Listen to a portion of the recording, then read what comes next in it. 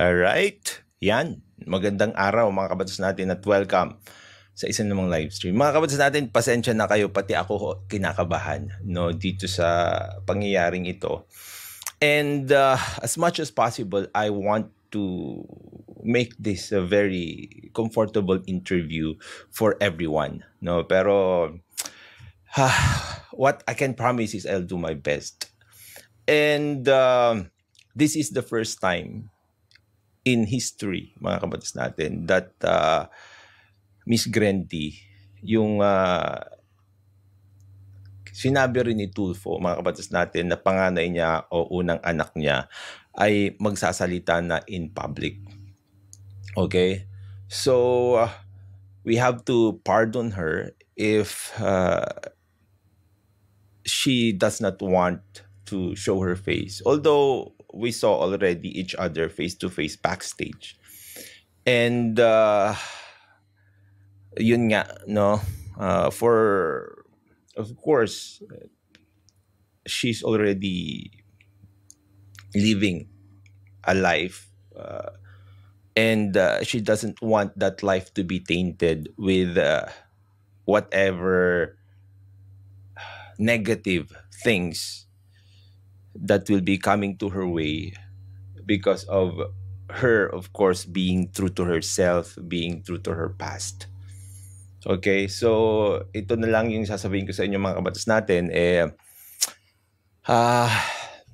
Let's be good to each other, and that applies to everyone. Without further ado, mga kabatas natin, tulad nga ng sinabi ko sa inyo, yung aking guest ay yung panganay ni Tulfo. I think she doesn't need any more introductions. I want also her to introduce herself and not me. Okay, because this is her first time to be exposed to the public like this. And she lives in the States now, I guess. She speaks English more fluently than Filipino, but she understands Filipino. That's what she said. So ngayon, mga kabatas natin,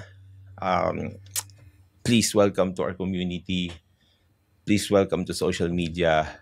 Please welcome to our world, Miss Grandy. Good morning. Good morning. Magandang araw po. Thank you so much, Attorney Lubayan, for that introduction. As Attorney said, I'm more fluent in English, so mahihirapan akong mag-Tagalog, so pasensya na po. I'm really happy to be here and very honored to be interviewed by Attorney Lubayan about my experience. Natitira ako sa Amerika ngayon, so yun lang ang introduction ko. Salamat. Okay. Good morning, Ma'am Grandy. Ano pong oras na sa inyo dyan? What's the time in your place now? 8:00 p.m. 8:00 p.m. Okay, so we're glad it's not that late, and I hope we are not taking much of your quality time from your family. I know you have a family now, right? Opo, yes. Asawa ko. Sorry. Come again? Meron akong asawa. Yun lang. Meron ho kayong asawa. So, now you live in America. Many people are curious po kasi. You live in America but you were born in the Philippines. Am I correct? Tama. I was born in Tarlac. Tapos tumira ko sa Tinang. Tapos sa Angeles. Okay. So, kung mag-uumpisa tayo, lumaki ako sa Tinang kasama ko ang mga pamilya ng nanay ko. Silang nag-alaga sa akin. Ang lola ko, lola, mga tito ko. Siguro mga 10 tao kami. Or nine people total. I would be the 10th sa nakatira sa Tinang. The 9 people took care of me there on my mother's side. Tapos pumunta ako sa Angeles. Okay, ito pong nung pumunta ho kayo ng Angeles, ilang taon na po kayo? Nakakalimutan ko siguro mga 7. 7. So you were very young. Nung panahon na ito, when you were 7 years old po, do you know the whereabouts about your father na? For those people who doesn't know, your father is Raffy Tulfo, the famous senator, di ba po? Opo, hindi ko alam nasaan siya. Ang alam ko lang, patay siya. Yun ang sabi ng mga relatives ko sa akin ay patay na siya. So, yun ang alam ko nung bata ako. So, okay, when you were 7 years old po, you moved to Angeles. Kumusta po yung buhay niyo doon? Medyo mabuti. Mas mabuti siguro kaysa sa buhay ko sa Tinang kasi sa Angeles, my mom had a job there and it was her sister, her 3 sisters and her paid for the apartment. And I went to Angeles University Foundation, yung private school. Ang nagbayad ay si Joe Pearson. Ang tawag ko sa kanya ay dad kasi siyang nagpalaki sa akin, siyang nagpag-aral sa akin.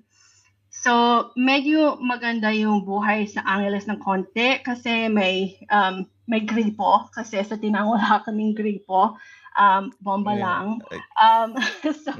So medyo mas kumanda ng konti ang buhay. So yung bomba na sinasabi niyo, yun po yung poso, no?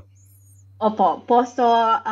Nakatira ako sa Tinang sa bahay kubo. So, yung sahig namin, walang sahig, walang tiles, walang carpet, dumi lang. So, talagang mahirap kami. So, sa Angeles, may sahig na tunay na sahig, di ba? Tiles yung sahig sa Angeles. So, gumanda. Yung sa Tinang, wala akong kama. So, yung kama namin, kahoy. So, natutulog ako sa kahoy, di ba? So, sa Angeles, medyo meron kami ng mattress, di ba? So, medyo gumanda ng konti doon ang buhay. So if you don't mind po, kailan niyo po nakilala si Mr. Pearson po? Siguro mga 7 or 8 ako din. 7 or 8 years old na kayo. Siguro. So during that time, you really think or you really thought that your father was dead? Tama. Akala ko patay na siya. Yun lang ang sabi ng mga tao sa akin. So, saan ho kayo nag-aral ng college? Dito rin ho sa Pilipinas? Hindi po. Sa Amerika ako nag-college. So, kailan po kayo gumayak o pumunta ho ng Amerika? Mga 11 ata. 11. 95. 11 years old. So, batang-bata pa rin ho kayo. Ngayon po, maybe we'll go to the difficult questions na. Are you comfortable? Yes. Okay. Marami ho kasi nagtatanong, when was the first time ho na you found out that your dad was not dead? Raffy Tulfo was not dead? Siguro mga 13 ako. Nagsabi sa akin nanay ko na ang lola ko nakita niya ang tatay ko sa TV. So excited ako. When I was 13, 'di ba, sa mga teens, yung relationship sa parents hindi naman maayos in those age. Yes. So excited ako kasi lagi akong nag-aaway sa nanay ko at saka kay Joe, ang dad ko, like kami nag-aaway. So, in my thoughts na, okay, I want to meet my father. Things will be better. He'll treat me better. Tapos, yung isip ko, sikat siya. So, sikat siya. He seems nice. So, gusto ko siyang ma-meet. So, talagang, I asked my mom to have me meet him. So yun ang nangyari. Okay. So pagkatapos po nun, you ask your mom and you were looking forward to meeting him. What did you do or what did your mom do po to reach out to your dad? Hindi ang nanay kong nag-reach out. Ang nag-reach out ay ang tito de ko nung buhay pa siya. Asawa ng tita Sally ko. Okay. Kasi ang tito de ko, marami mother side niyo po siya? Si Tita Sally, mother side ko siya. Mother side din. asawa si Tito Dick. Opo. Yes. Mhm. So, So, maraming taong kilala. Oh, go ahead. yes, go ahead po. Go ahead. Sorry. So, maraming taong kilala si Tito Dick. So, gumawa siya ng parawan para introduce ako kay Rafi. So, Mhm. pumunta kami sa Channel 4 para ma-meet namin si Rafi for the first time. Okay. Naaalala ko na tuwang-tuwa siya na makita ako na he said something along the lines of I don't need a blood test or something like that, na Mhm. kamukhang-kamukha kami, talagang anak niya Yes. ako. Tapos sinabi niya Mhm. mahal niya ako. Mhm. So exciting yung first time meeting namin. So yung first time meeting nyo po, it was purely inside the studio. You didn't go anywhere, or like there was no other events that happened aside from you meeting in the studio po. Yun lang po. Yun lang na remember ko, na excited lang akong nakita ko ang tatay ko for the first time. Mabait siya, charismatic, charming. Just overall easy to talk to, get along with. But yeah, we didn't go anywhere that day, but we went out a couple days later. I can't remember where we went. Yung first meeting nyo ho, mga gaano ho katagal yung yung encounter nyo po? Yung encounters namin, every time I would go sa Pilipinas, I went 5 or 6 times over the course of several years. Mga 3 linggo yung bakasyon ko. In those 3 linggo, magkikita kami siguro 4 o 5 beses lang ang kita namin. So ito naman po, all meetings are pleasant naman po. Maganda naman po yung experiences nyo when it comes to dealing with your father while you are here in the Philippines. Nung bata ako, kung tatanungin mo yung question na yan, nung bata ako, sasabihin ko, oo, perfect, maganda. Pero kung looking back ngayon, hindi yun ang sasagot ko. Ibang sasagutin ko kasi nung bata ako, syempre, impressionable ako. And yes, I really, every time I visited him, di ba, mabait siya sa akin, binibigyan ako ng shopping money, dinadala ko sa high-end hotels, sa high-end places.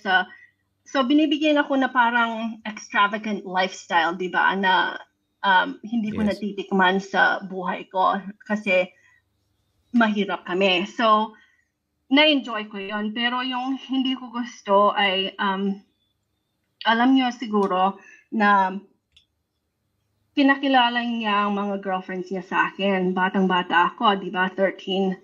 So, okay. Sige po. Yeah. So, nakilala ko dalawa yung girlfriends niya. Yung dalawang girlfriends niya. Yung unang girlfriend niya na nakilala ko, estudyante siya. And I remember na sinabi niya sa akin, it's easier for me to meet my girlfriends when I'm with you, so I can tell Jocelyn that I'm with you. And kasi mahal ko siya, I wanted his approval. Wala akong sinabi. Yung isip ko, naniniwala siya sa akin. So, he trusts me. So, I should just keep quiet about this. So I think how old were you again here? 13. Ma'am? 13? 13. Okay. Tapos ano po yung sumunod ho na pinakilala po sa inyo? Yung sumunod, nakilala ko si Lizelle. Okay. So yun ang long-term girlfriend niya. Si Lizelle, mabait siya. Siloso si Rafi. So Yung na-remember ko, yung unang girlfriend na na-meet ko, pumunta kami, sinunduan namin siya sa bahay niya, pumunta kami sa mall. Tapos, nag-away lang sila sa kotse. And he kept telling her, why are you talking to some man? And she denied it. She said there's no other men. Pumasok kami sa mall. Pagkatapos, pumunta sa banyo yung babae, iniwan namin siya. Kasi sinabi ng tatay ko na kinakausap niyang lalaki. So, iniwan namin siya. So, tawag ng tawag yung babae. Sinabi niya, wala akong pera para pamasahe. Bumalik ka dito. Kunin mo ko. Ganyan ang ginawa niya kay Lizelle rin. Kung Lizelle mag-eye contact siya sa ibang lalaki, nagagalit siya. So, talagang siloso siya. So, si Lizelle, bawal siyang magkausap ng ibang lalaki. Basta stricto talaga. So, parang naawa ako sa kanya. Kasi mabait siya sa akin. Pero at the same time, hindi ko naintindihan bakit siya kasama, why she was with Rafi. Kasi maganda naman siya, bata siya. So, hindi ko naintindihan yung relationship nila. Okay. Well, wow, that's alam nyo, that's a lot to take na coming from you and being at that age, tapos na-experience nyo agad yung mga ganun grabing mga experiences po. Ngayon ho, on a lighter note po, when you were growing up, what name were you, wag na ho yung ngayon, when you were growing up, what name were you using? Ang tawag ng pamilya ko sa akin, Joy. Yun ang nickname ko sa bata ako. Ewan ko bakit Joy ang tawag nila sa akin. Pero nung pumunta ako sa AU, yung nickname ng mga kaklase ko sa akin sa AU, Toothpick, kasi masyado akong malnourished. So yun ang sabi nila sa akin, Toothpick. Pero hindi maganda, hindi na magandang nickname. Talagang meron undertone na hindi maganda.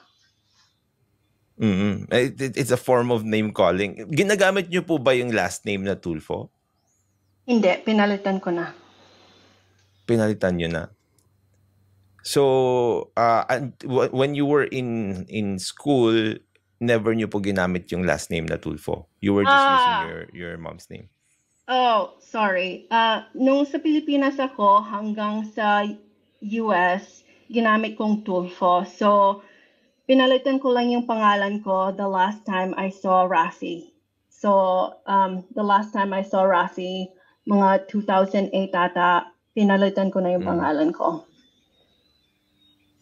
Bakit niyo ho pinalitan yung pangalan niyo?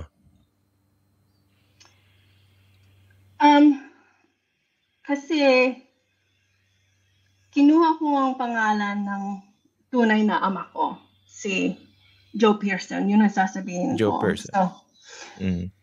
So, parang homage ko sa kanya kasi siyang nagpalaki sa akin. At saka, 2008, may isip na ako, may edad na ako. So, I think that's when I really saw what my father, Rafi, is just a father, right? He's genetic material. What he was like. So, naalala ko na kailangan ko ng tulong sa kanya sa college. So, tumawag ko sa kanya. Sa 2008, meron naman siyang kaya, pero pinalitan ng numero niya sa akin. Tawag ako ng tawag, hindi ko siya makatawag. So after that, everything just hit me in the face that he's not a real father. He's never going to be. Kasi meron ho siyang sinasabi sa kanyang programa when you reached out to him daw when you were supposed to get married. or when about to get married, sorry, when you were about to get married daw po, parang he tried to reach out to you daw, kaya lang daw po ayaw daw po ibigay nung mga relatives nyo po, even your mother, yung number nyo po, dahil magbibigay daw po siya ng $10,000 sa inyong kasal. Is there any truth to that po? Kasi yun po yung kanyang nilalabas sa kanyang palabas na Raffy Tulfo in Action. Hindi totoo yan. Thank you for bringing that up and asking that, because I want to set the record straight. Hindi totoo yan po. First of all, na-meet niya ako sa 1997, di ba? So, as I said earlier, I've visited the Philippines a handful of times, maybe 5 times throughout that time. So, I'll see him, I'll come for 3 weeks. I'll see him about 5 times, 4 to 5 times in those 3 weeks.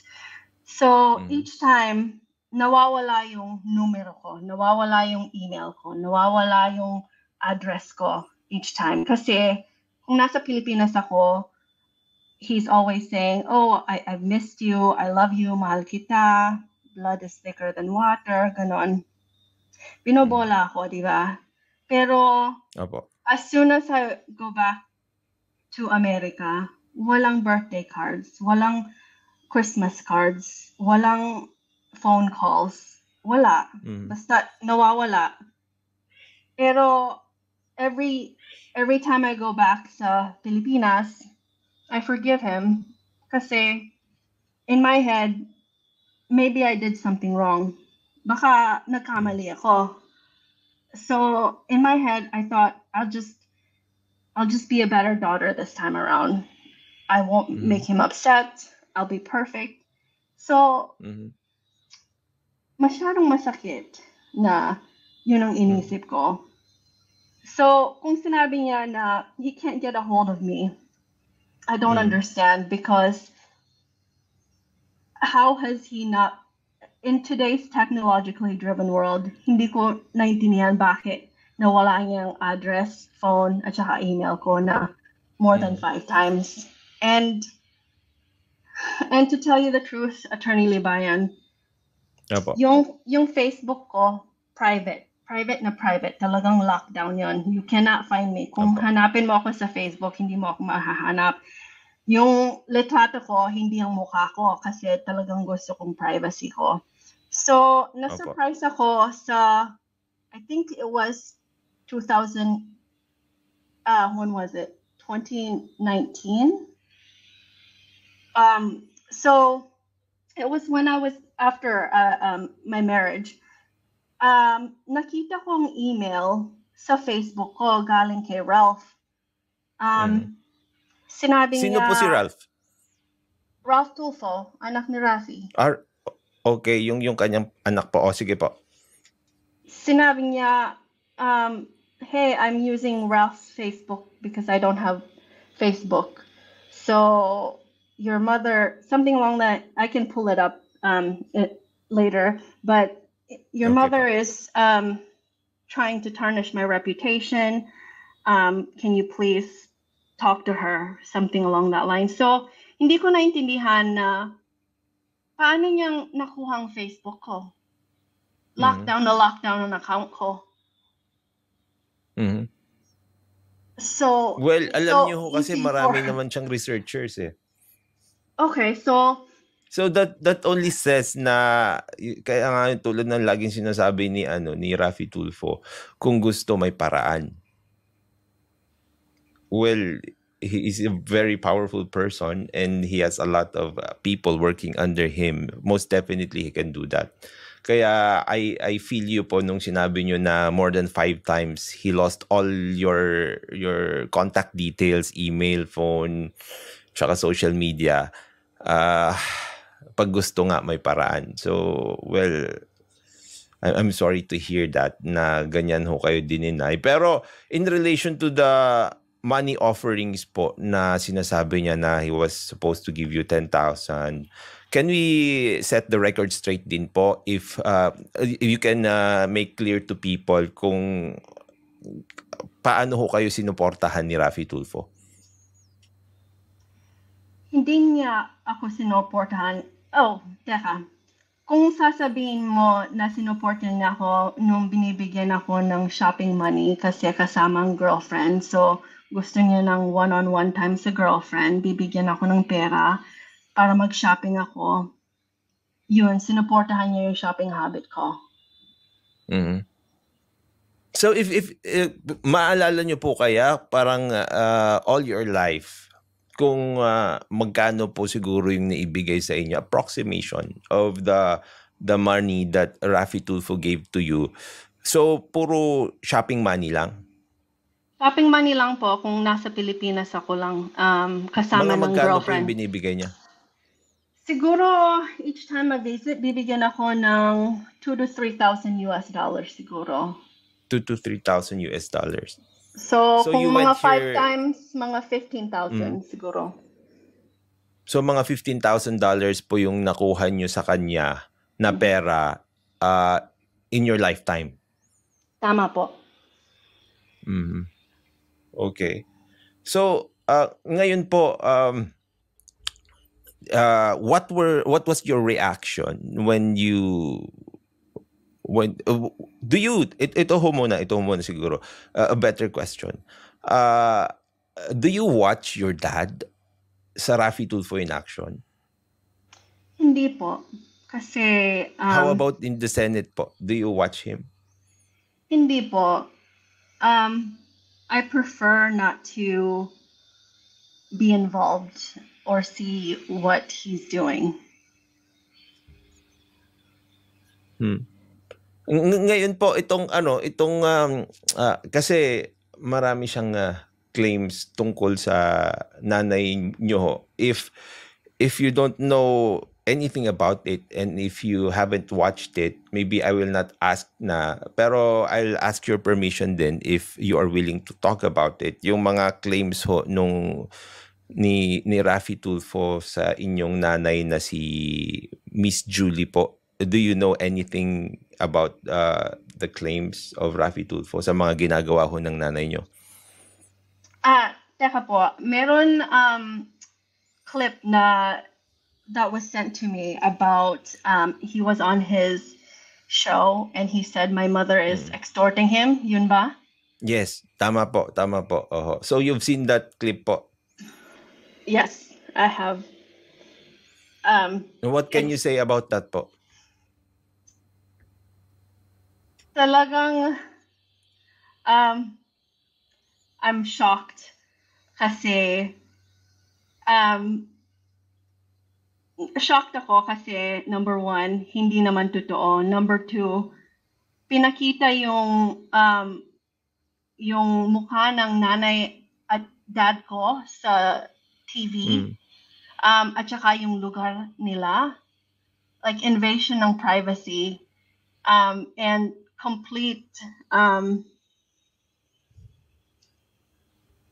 complete use of power, abuse of power, yung inisip ko nung ginawa niya yun. Kasi ang nanay at saka dad ko, wala silang platform na kagaya niya. Yes. So, lahat ng ginagawa niya, reframing, di ba? So, putol-putol, like ang mga information na linalagay niya, and reframing ang information na linalagay niya. So, total abuse of power kasi ang nanay at saka dad ko, wala silang power na pwedeng that people will hear what they have to say, their side of the story. Tama, tama po. I agree with you. Kasi are you aware po na in social media your dad has 27 million subscribers in YouTube and he is the most famous YouTuber here in the Philippines? Opo, alam ko yon, pero I don't search that info myself. I have that information sent to me. So medyo alam ko anong ginagawa niya kasi ang mga pamilya ko binibigyan ako ng mga information pero hindi ko hinahanap ng sarili ko ang information niya. Yeah. Yeah, I understand ho kung bakit ganun yung gusto niyong mangyari.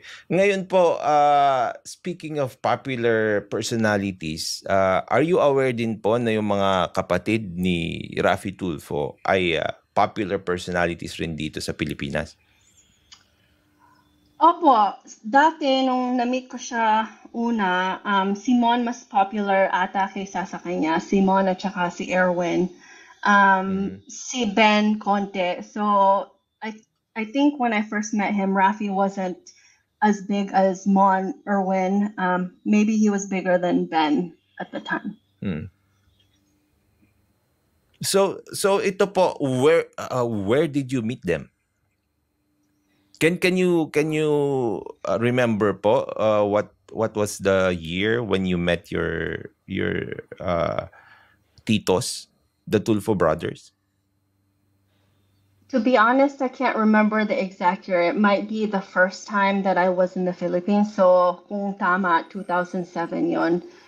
Yung na-remember ko lang, we went to a fancy restaurant, a private room. So, there was a specific private room sa restaurant. So, it was just my uncles and my father and their girlfriends. So, dinala yung lahat ng girlfriends nila.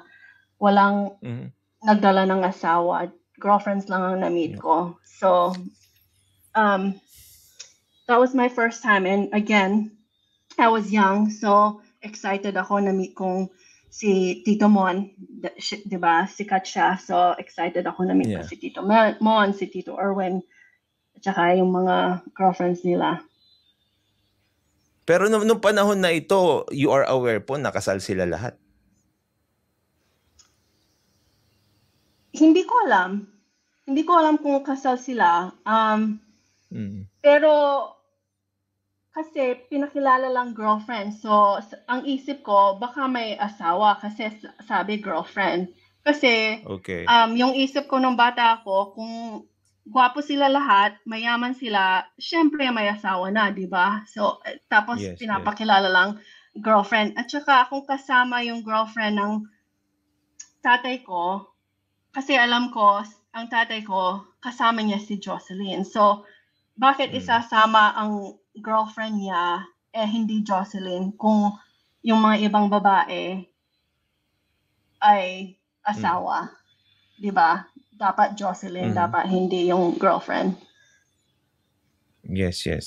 Itong mga Tulfo brothers ilang beses nyo nakasalamuha o na-meet? Isang beses lang po ba? Isang beses lang, pero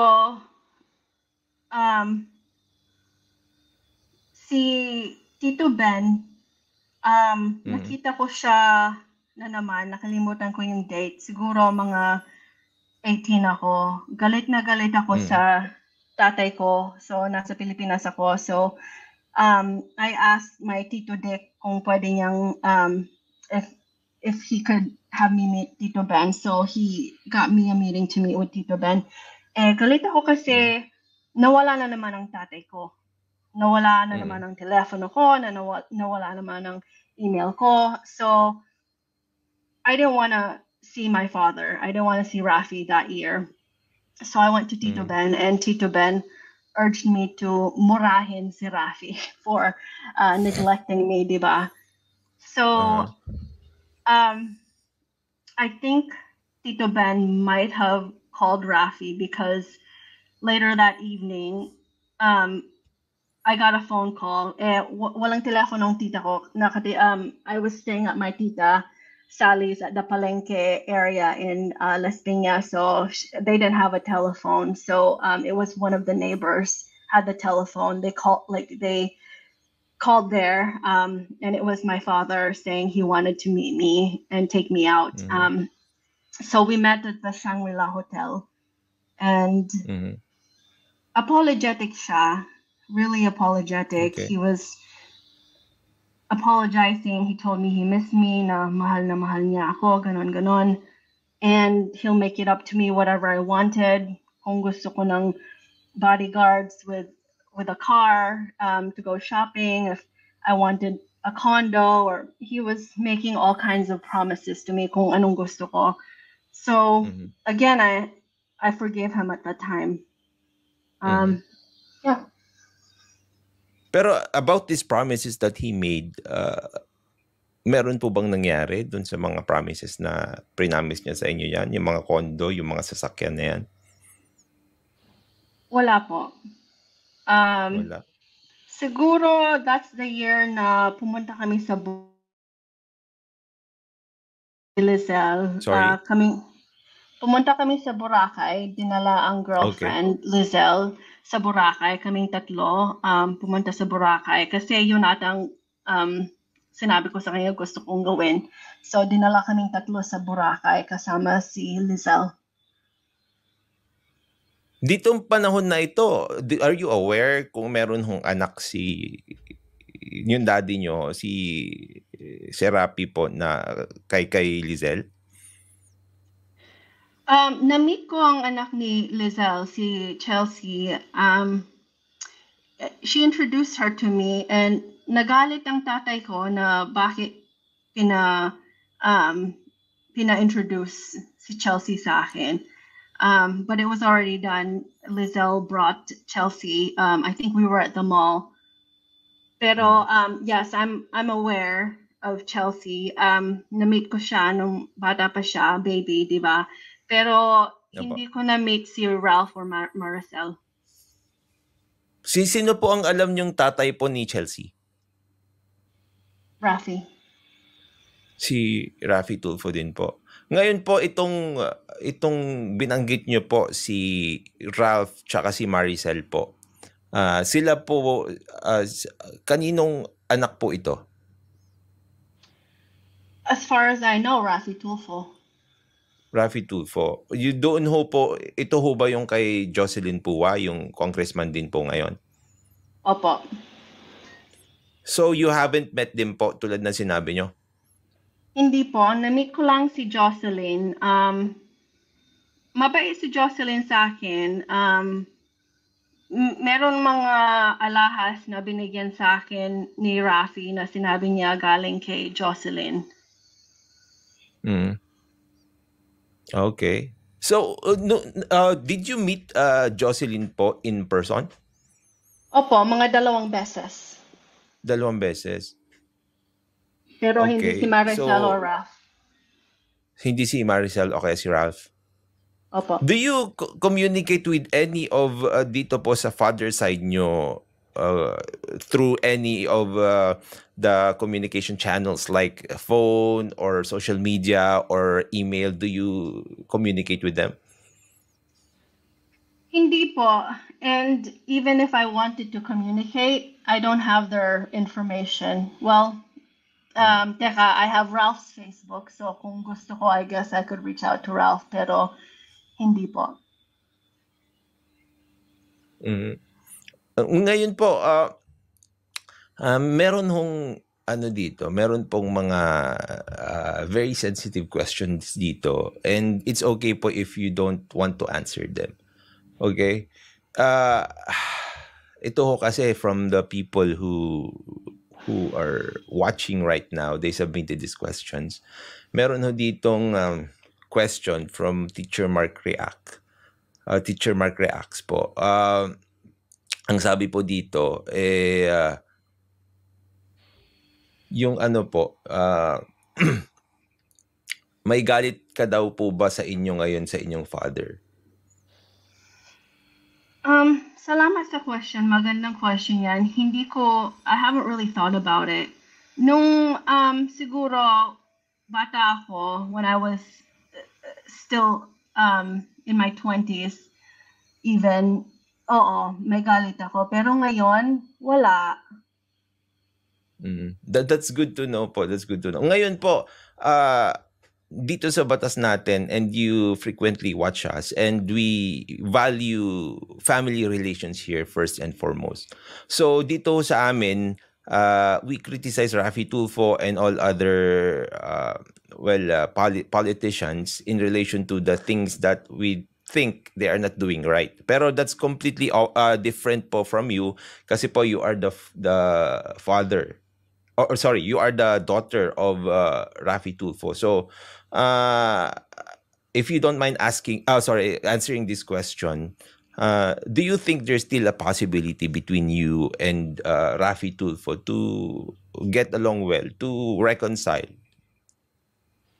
Hindi po. Kung magpipilit na mag-reconcile kami, I think that, going back to Teacher's Mark's question, that would anger me. But right now, I'm at peace with not having him in my life.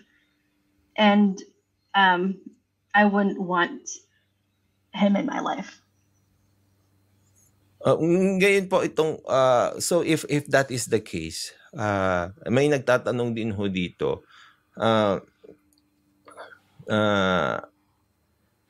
Kung noong when you were growing up, when you were in your teens, noong dalaga pa ho kayo, sabi nyo meron ho kayong sama ng loob, ngayon wala na. Can we safely say na napatawad nyo na ho yung inyong tatay o si Rafi Tulfo sa mga ginawa niya ho sa inyong pamilya? Hindi po. First, siguro sa inyo po, sa inyo. Hindi po tama yon. Hindi ko siya pinatawad. It's more like indifferent ako sa kanya. Minsan-minsan kung makikita ko nung ginagawa niya sa nanay ko, right? Like the video you mentioned where he said my mother is extorting him. My anger flares up when he sends a lot of things that are false in court documents. My anger flares up, but the rest of the time, indifferent ako sa kanya. So hindi ko siya pinatawad. It's just I don't think about him. Okay. Well, that's very clear po. Ngayon, meron ho tayong tanong galing kay Sean Wayne po.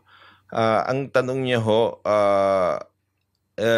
do you feel recognized po whenever the Rafi Tulfo issue comes up as your dad, as your dad's firstborn, or even as your dad's father? Do you feel like if you are in public or you are with people who know who you are, do you feel that your father recognizes you as a daughter or his firstborn?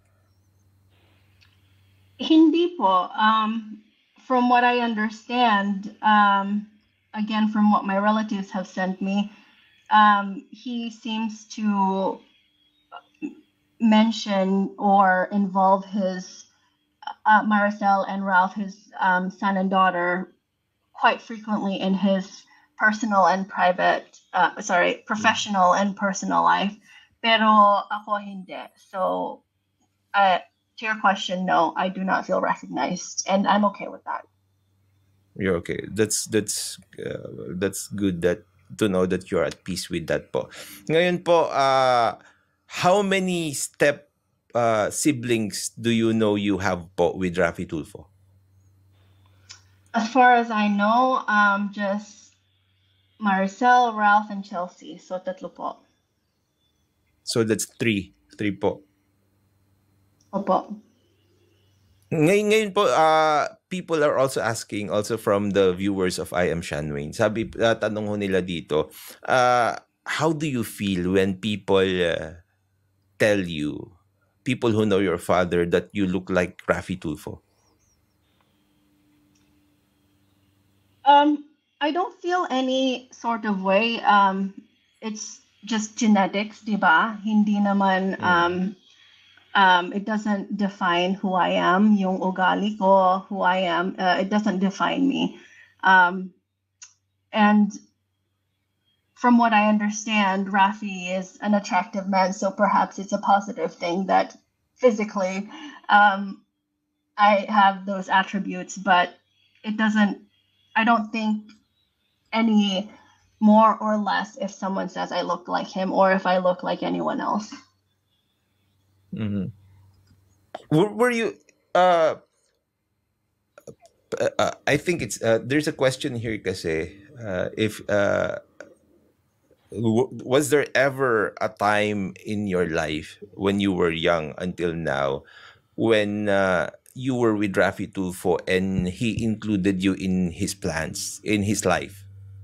Like prospectively, like parang ito ang gagawin natin eventually, this is what we will do.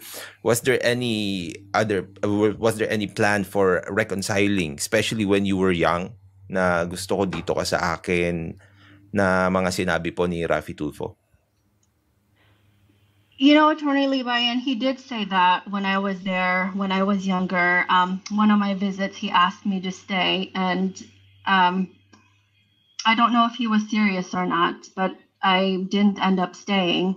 And he told me, if you stay here, I will make sure you marry a congressman. So even at that age, when he was talking to me, I'm not sure if he saw me as a daughter, but more of as an asset, because his thought was to make sure that I marry someone who had power.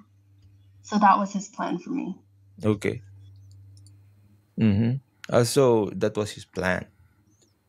Ngayon po, there is a question here in the comment section. They are accusing Rapi Tulfo of having or being a hypocrite because if you are not aware, he has this show called Rafi Tulfo in Action, wherein he lambasts or make it as a daily topic family issues in relation specifically parents who don't give support, fathers who have mistresses, etc., etc. Now, are you aware of that format of the show? And if you are, what can you say about Rafi Tulfo treating you that way and Rafi Tulfo having a show like that? First word na naiisip ko I'm disgusted, diba? Alam ko grabe yung word na yon, pero yun ang the first thing that I thought of. Pero I think, diba, as long as he helped a lot of people, great. Pero at the same time, dapat tignan natin, why is he helping these people? Yung isip ko, all of his help are just to publicly help people. And I don't know if he's helping anyone privately. I think all of his help is captured on social media, on the TV, public, and it's monetized. So although I am glad he's helping people that cannot help themselves, I'm also disgusted that it's a format for him to monetize and exploit people, because I don't really believe it's in his nature to want to help people. I truly believe he's helping people to help himself. Okay, here's another question here.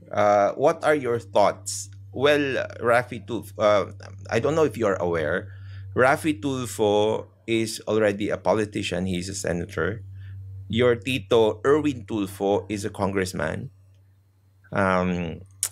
Jocelyn Pua, the wife of your father, is a congressman. Ralph Tulfo is a congressman. Now, Rafi Tulfo declared that they are prodding Maricel Tulfo to also run for Congress as a congressman. What reaction do you have in relation to all your father's side? Almost all of your father's side is running for a position, or in the future is embracing position in politics. Well, Attorney Libayan, I do have a few thoughts in my head, but the first thing I want to address is that my mother is Rafi's legal wife, not Jocelyn. Secondly, I'm sorry. Yes. I agree with you. Secondly, I think that kind of nepotism in the legal system perpetuates corruption. And I'm really disturbed that there is no law that prevents this kind of political dynasty, as someone it looks like is mentioning in there. So I hope something will be passed that can prevent this kind of political dynasty, because it creates injustices in the future. Yes, I agree with you. Now, And there is also um, I don't call it news, maybe gossip or pseudo news, going around that your dad is planning to run for president. What can you say about that? Rafi is my father, who is a genetic material. My dad is Joe. But if you're Oh, talking sorry, about sorry. Yeah, Rafi Rafi, Tulfo. I'm sorry. Sorry, that's sorry, okay. sorry. Yeah, That's Rafi okay. Tulfo. Um, True leadership goes beyond personal achievements and what can be seen publicly, right? So, yung experience ko as Rafi's daughter, he's failed at basic responsibilities of fatherhood, which requires integrity, duty, honor, obligation. And I think these are the qualities that we should aspire from in a president. Mhm. I agree with you also. So, if you were to talk to the Filipino people in relation to them choosing their politicians, because obviously, well, maybe I don't know how to term Rafi Tulfo. I'll just call him Rafi Tulfo because I also believe, and I want to make it clear right now that well, I just got confused there. I also believe, and our community believes, that Julie is the legal wife, and your dad actually is Joe, because um, being a dad is more than contributing sperm cells. So, what can you say to the Filipino people in relation to their choice or choices of whom to put in position in politics? I think I want the Filipino people to choose the leader that best represents their values and aspirations. So if they want a president that, as I mentioned earlier, the leadership qualities that I believe personally we should have in a president, such as integrity, obligation, duty, and honor, I am not sure. I think there could be a better option out there. Thank you for saying that. And may I ask? We're almost an hour. Do you still have time? Do you have anything to Yes, do? I You have still have time. time. Yes. Okay, thank you very much. Now, there is another question here. Um, it's it's in relation to uh, I don't know really if I will ask you this. Maybe we will just pass on this one. Um, okay, maybe I'll ask it. You know also that your mom Julie is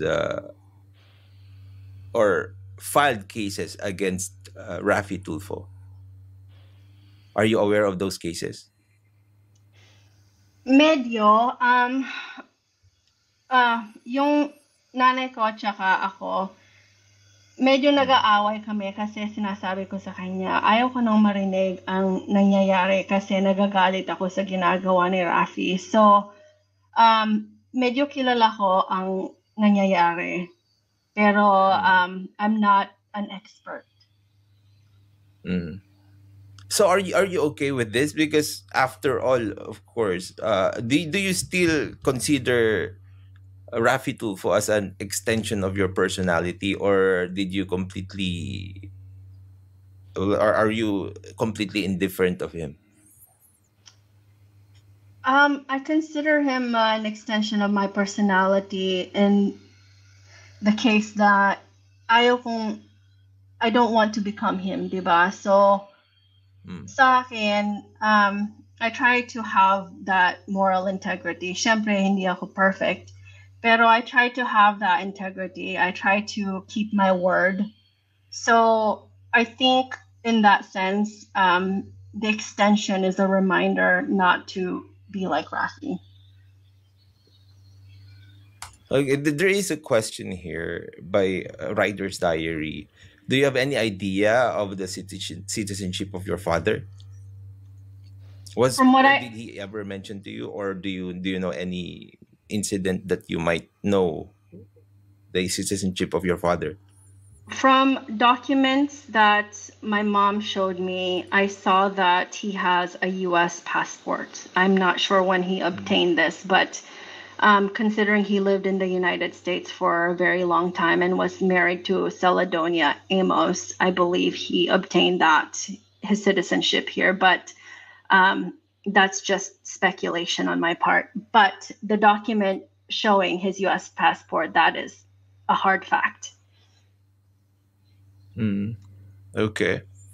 Now, there is an interesting question here also.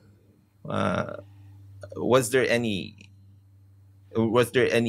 time in your life that Rafi Tulfo sincerely apologized about being an absentee father or treating you like that? Well, how he treated you? No apology. I have not heard from him since the last time I heard from him, other than the Facebook post or message from Ralph that I mentioned. The last time we spoke when I asked him for help, and he told me, I'm busy now, I'll call you back. Never heard back. I called him again many times, and then his number changed. So that was the last time we've spoken. Okay, so this is also a question from Silent Observer. What is your motivation of coming out now? Why did you do this interview daw po? I think, why not? I know I support my mother, my mom. This is something that hurts her, and I understand because I had that same pain, that same hurt as her. To be thrown away and discarded. So I see how much it pains her. And I've kept quiet all this time just because I didn't want to get involved. But, something happened in my personal life, which I don't want to talk about. But I feel that being quiet is complicit.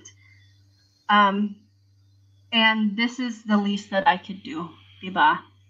It's not much, but it's something. It's my opportunity to stand up and show up instead of being quiet and allowing injustice to continue to happen. I really like what you said there, but when you said being quiet is complicit. It's so it's so perfect. It's a very good answer dito sa ginawa niyo po ngayon. Ngayon po there's also a question here. Are you aware that your dad is very rich right now? Based on news reports and claims by other people, like he was earning about like 2 billion or something to that ballpark in relation to his earnings in YouTube alone. Are you aware of that?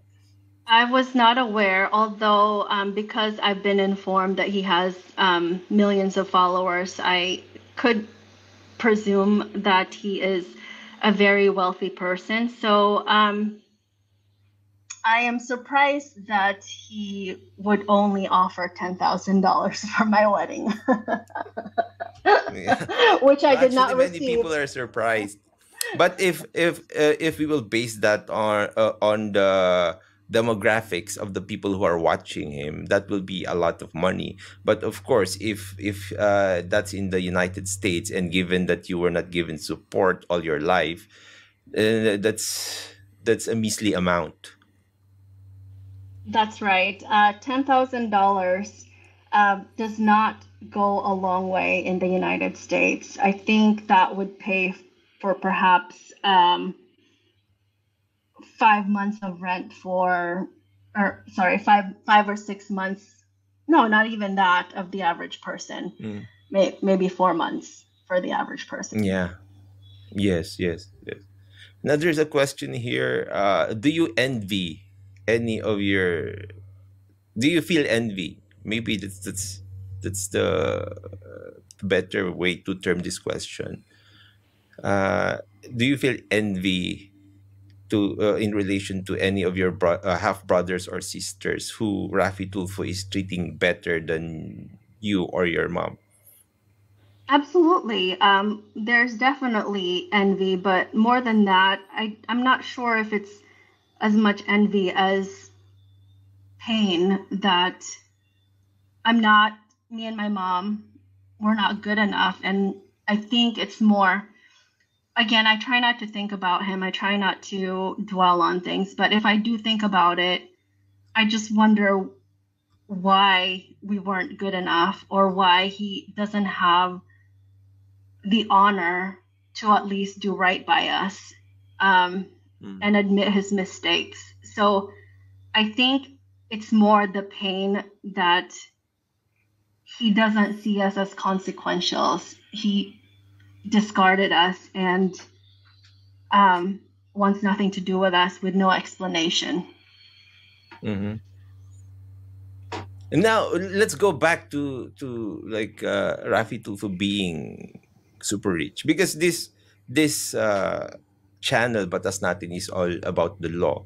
So I think it is my duty to inform you also that as an illegitimate child and your mom being the legitimate wife, you know that uh, in the future, well, everybody goes there eventually.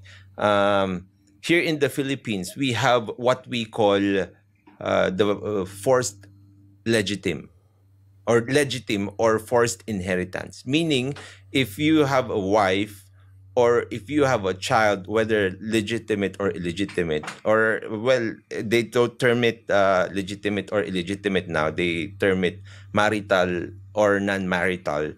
They are entitled to receive inheritance from you. Are you aware of that? Yes, I've been made aware of that law.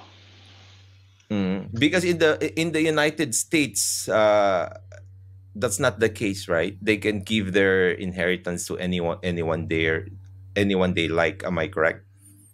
That's right. It's very different here. They can give it to anyone, they can give it to charity. But yes, in the Philippines, from what I understand, like you said, the marital or legitimate child gets the assets. And I think I know what you might ask next, so I'll answer. I Yes. think that, like you mentioned before, Rafi, marami siyang connections, may kaya siya. So I think, at saka sa Pilipinas, di ba, sinabi mo yung he's a senator, his brother is a congressman, like all these 5 politicians. So yung isip ko, may paraon silang magagawa na either the law will change or yung assets matatago. Pero I don't think, yung totoo lang, I don't think there will be anything for me to contest. Okay, but are you, well, if you deserve it, I guess as a lawyer, I think you should fight for it.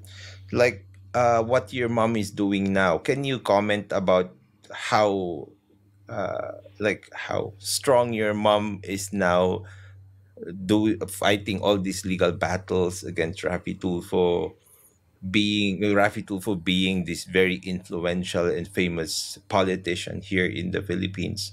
What can you say about that? My mom has faith in the justice system, I think, because na-experience ko firsthand, nakita ko anong nangyari sa nanay ko, di ba? Nung she called a press conference, maraming press na pumunta sa interview niya, and she came out with the bigamy charges. Tapos walang nag-report. So all the paperwork that she filed that were delayed or that were thrown out for no reason. So, but despite all that, talagang may pag-asa siya. She has faith. Ako, I'm more cynical. Wala akong faith kasi alam ko na he has connections. He's very powerful. So, I don't think right now that there's a lot that can be done unless things change, laws change in the Philippines. Well, yeah, I understand. But I hope because your rights are still there. What I hope is you just don't give up on it, and eventually, maybe when we cross the bridge, you'll see clearly. I understand that you've been deprived so much, and you've been masyado na po kayong pinaasa. So I think in a legal point of view, I understand na nawawalan na po kayo ng pag-asa. Pero as a lawyer, and you told me earlier that you watch my shows. I want to restore the trust of Filipinos, especially those who were brought up or misled thinking that there is no justice here in the Philippines. Because if we really will accept the fact that there is no justice, then we are doomed. Kaya po, here in Batas natin, we are fighting for what is right kasi nga po, we have no other choice. You know what? Kayo rin Tama po, po kayo. eventually, when that time will come, I hope you will not give up on what you really deserve as a person. Tama po kayo. Thank you for telling me that. I think as long as you have people like you fighting the fight, there's hope, right? You give people like me Yes. hope to keep fighting as well. Yeah, that's good to know also that somehow we spark hope sa mga tao because if you criticize Rafi Tulfo right now, makikita mo talaga na it's not, the backlash is only not in social media because there are a lot of trolls in social media. And for sure, after this interview with you, siguro bibigyan ko na rin ho kayo ng konting warning na trolls will be unleashed. And of course, because you came out for this interview, they will be attacking you. What is your message to them po? I don't really have a message for them kasi hindi ko siguro mababasa ang mga trolls naman. So, wala akong message sa kanila. I think the reason I say that is, alam mo yung psychology term na confirmation bias? Bias, Yung, yes. Opo. yung confirmation bias na you're only watching and consuming content that reaffirms your beliefs over and over. So sometimes yung mga trolls, regardless of the facts, regardless of what they see, they're not going to change their mind because they consume so much content that continues to confirm what they already believe. So despite facts that is different from their beliefs, it's not something that we can change their minds on. So there's no point in trying to change their minds. It will happen if it will, but it's not something na pwede natin ipilit sa kanila. Yeah, I agree po. That's a very good answer. Ngayon po, let's go siguro let's go lighter naman. let's talk about how strong of a person you are, because based on what I heard from your mom, you studied college and you worked at the same time. Is that correct?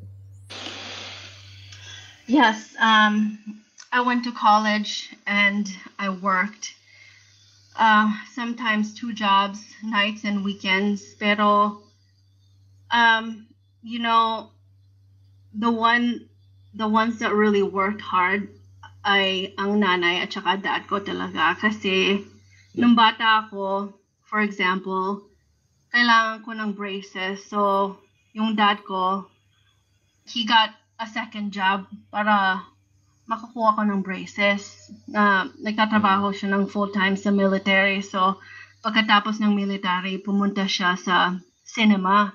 Nagwawalis sa cinema para Okay. makakuha ko ng braces. And yung nanay Wow. ko, nagtatrabaho siya sa factory. So, Mhm. mainit sa factory. Walang air condition, di ba? So mga Mm. 100 degrees Fahrenheit, mga what, 38 degrees Celsius. So mainit sa summer. Backbreaking work. Mm. She was working to put me through college. It wasn't Wow. enough, so I still had to pay for my living expenses. Pero she would work mga 60 to 80 hours, 7 days a week. One time, nagtrabaho siya na siguro 3 buwan na walang day off para makakuha siya ng overtime para ibigyan niya ako ng pera. So, Mm. my dad and mom, they're the ones talaga na naghirap sa paglalakihin ko. Alam nyo ho, I can say right now actually na I think Rafi Tulfo is a good riddance in your life, because you have Joe with you right now, and your parents raised you well. Tama po. You have the values, the ethics of a great person. So I think everything turned out well. Tama po. I think um when I was young, I don't think I would have thought that I would not be interested in being in Rafi's orbit, but ngayon, I'm glad I'm not in his orbit. Yeah. Ngayon ho, I will not. Maybe this will be the last tough question. Uh, how do you feel that that Rafi Tulfo? I will not call him your dad anymore, because he was not there as a dad for you, based on what you said. Rafi Tulfo uh, poses in social media, in the public, that he helps or helped a lot of people, but he failed to help his family, you and your mom. What can you say about that? Those are facts. So, wala akong masasabi kasi totoo naman, di ba? Um, I I think I wish na he he is true to his word and he has integrity. Yun lang ang wish ko, di ba? Na like what he practices is on in public on TV is what he does in his private life. Pero that's not what I've experienced sa kanya. So that's that's sad to me that Mm. he's a different person than what he shows on the outside. Mm.